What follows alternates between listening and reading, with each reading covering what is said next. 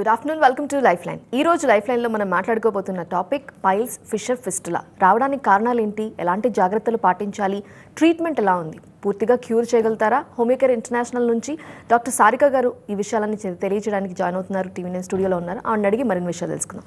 నమస్తే అండి, welcome to TV nine. నమస్తే. నమస్తే అండి. సో పైల్స్ అంటే ఏంటి, రావడానికి కారణాలు ఏంటో చెప్పండి. సో పైల్స్ అనే సమస్యను మనం చూసినట్లయితే ఇది జీర్ణ వ్యవస్థకి సంబంధించిన సమస్యగా చెప్పొచ్చు. సో జీర్ణ వ్యవస్థలో మనకి సహజంగా జరిగేది ఏంటి, మనం భోజనం తీసుకున్న వెంటనే మనకి అప్పర్ గ్యాస్ట్రిక్ సిస్టమ్ అంటాం. అంటే పై పొట్ట, అంటే పొట్ట భాగంలో మనకు అరుగుదల అవుతుంది.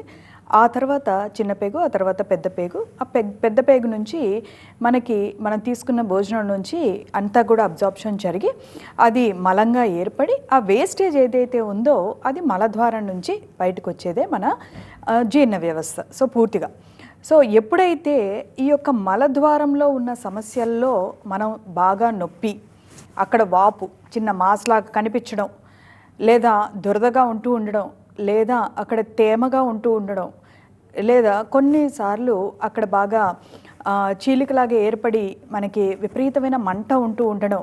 సో ఇవన్నీ లక్షణాలని బట్టి అది పైల్సా లేదా ఫిషరా లేదా అక్కడ ఏమైనా ఇన్ఫెక్టెడ్ ఆరిజిన్ లైక్ ఫిస్టులానా అనేది మనము డయాగ్నోస్ చేయడం జరుగుతుంది. ఈ మూడిట్లో అసలు ఏది సీరియస్ ప్రాబ్లం, వెంటనే డాక్టర్ని చూపించుకోవాలి అనేది ఉంటుందండి? ఎస్.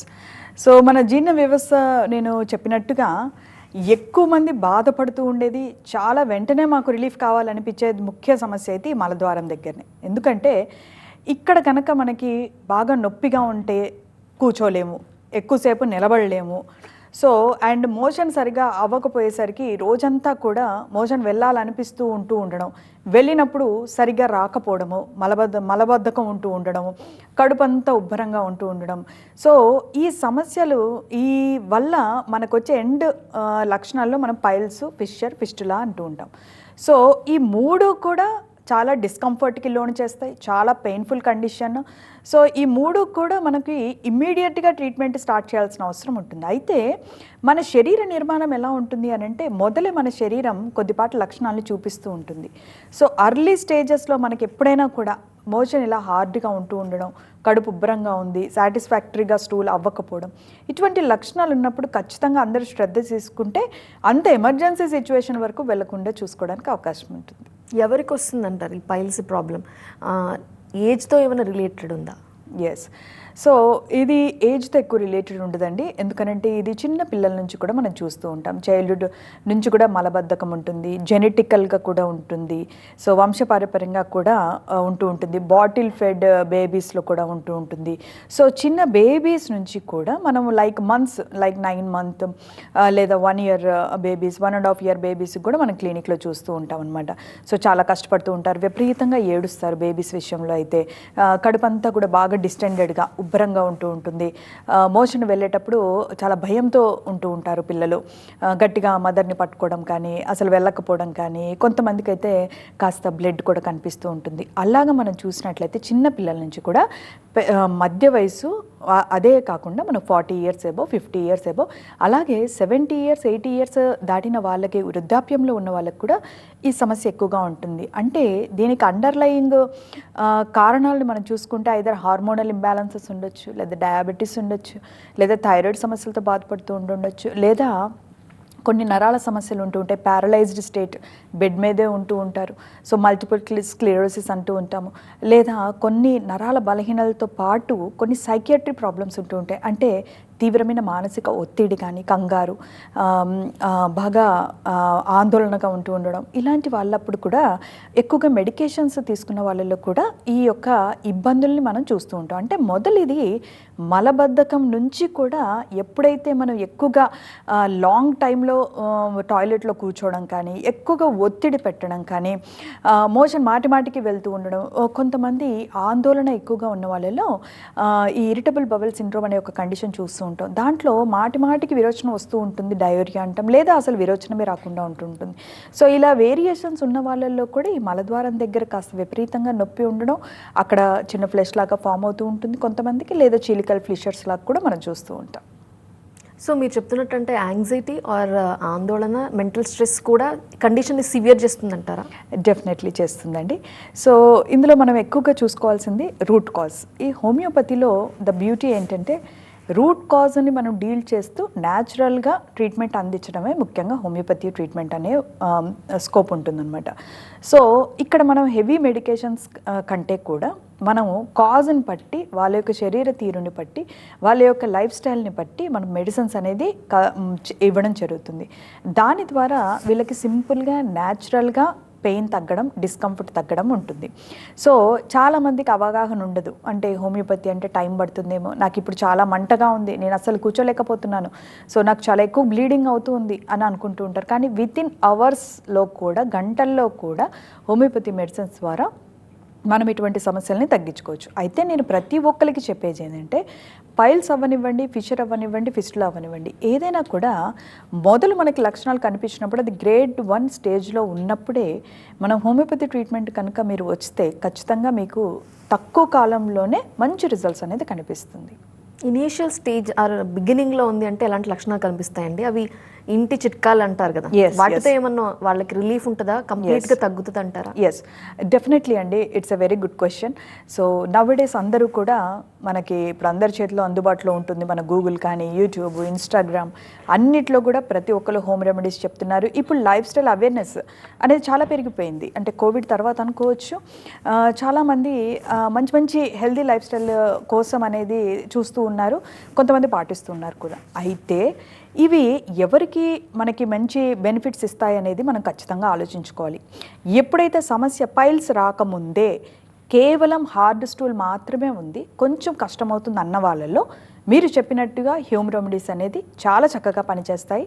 వాళ్ళకి ఎప్పుడైతే ఫైబర్ ఇంటేక్, వాటర్ ఇంటేక్ అనేది తక్కువగా ఉండడం వల్ల ఈ ప్రాబ్లం వస్తుందని మన బాడీ అనేది మనం అబ్జర్వ్ చేసుకుంటామో అప్పుడు ఈ హోమ్ రెమెడీస్ అనేది చాలా చక్కగా పనిచేస్తాయి. మళ్ళీ రిపీట్ కావు, అసలు ఈ పైల్స్, ఫిషర్ పైల్స్ రావు.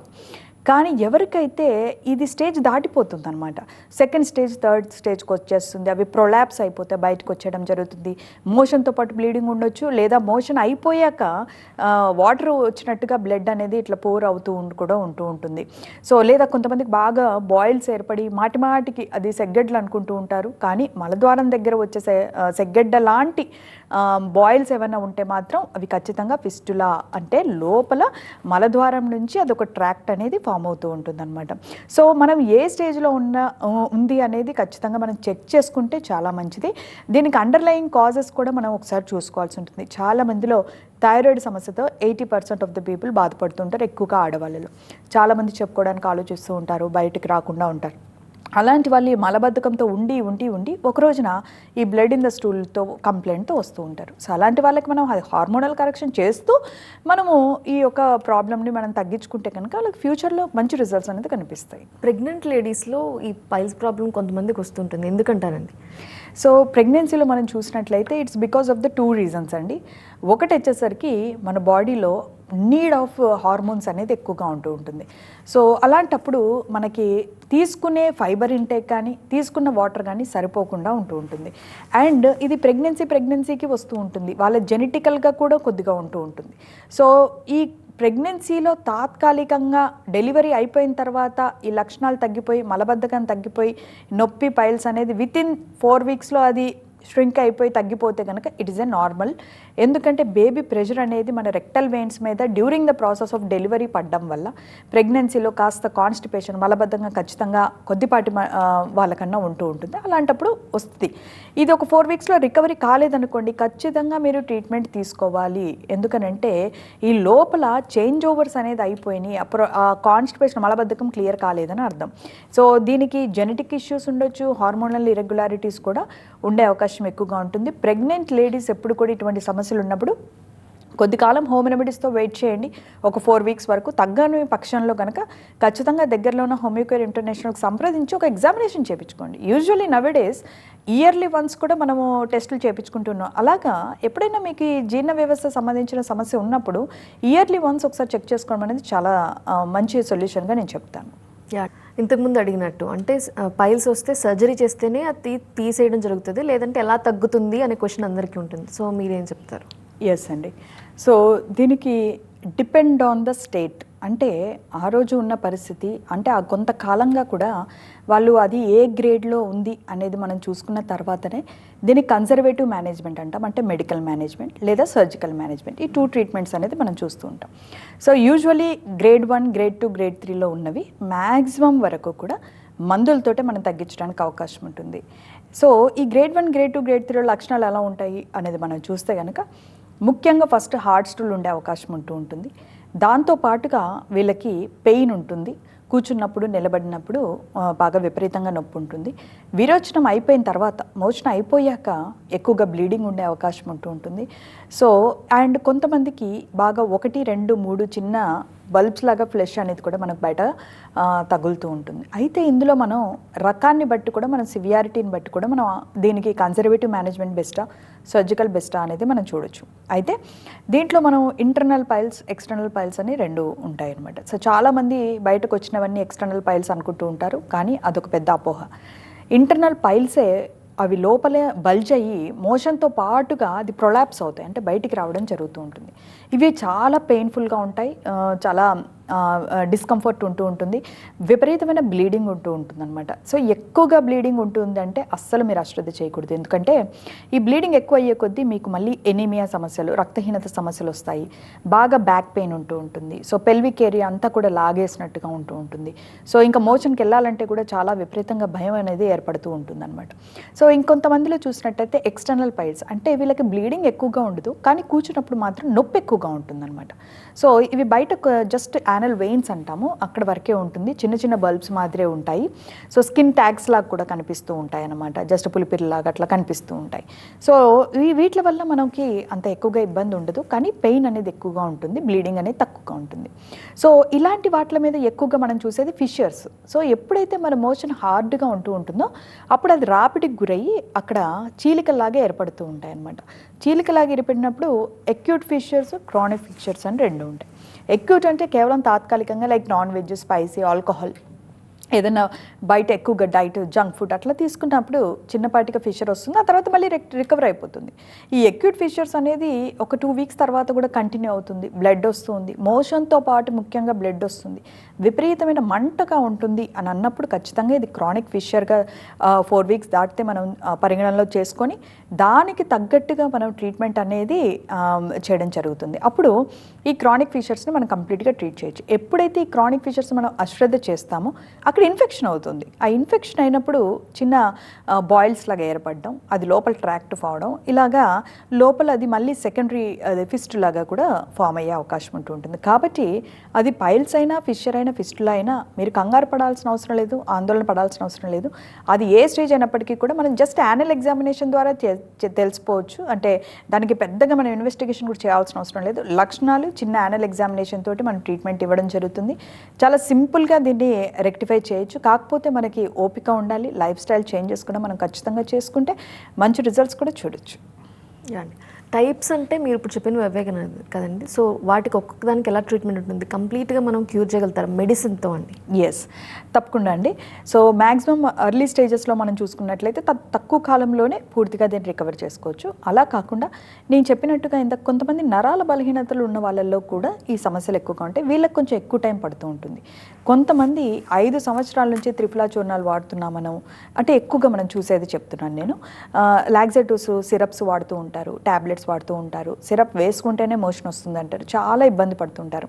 సో ఇలా చేయడం వల్ల వాళ్ళకి రాను రాను కూడా అది పైల్స్ లాగా ఏర్పడి అది విపరీతంగా రక్తస్రావం అవ్వడం, మళ్ళీ నొప్పిగా ఉండడం, ఏదైనా నొప్పితో బాధపడడం అనేది చాలా ఎక్కువగా ఉంటుంది మలద్వార సమస్యలు. కాబట్టి ఇవి స్టార్టింగ్లో ఉన్నప్పుడే కేవలం తాత్కాలికంగా ఈరోజు తీసుకున్నామా రేపు ఫ్రీ మోషన్ వచ్చిందా అన్న రీతిలో కాకుండా మనము వీలైనంత వరకు కూడా కొద్దిపాటిగా ఎక్సర్సైజెస్, హై ఫైబర్ డైట్ తీసుకోవడం అనేది చాలా ఇంపార్టెంట్. వాటర్ ఇంటేక్ అనేది చాలా ఇంపార్టెంట్.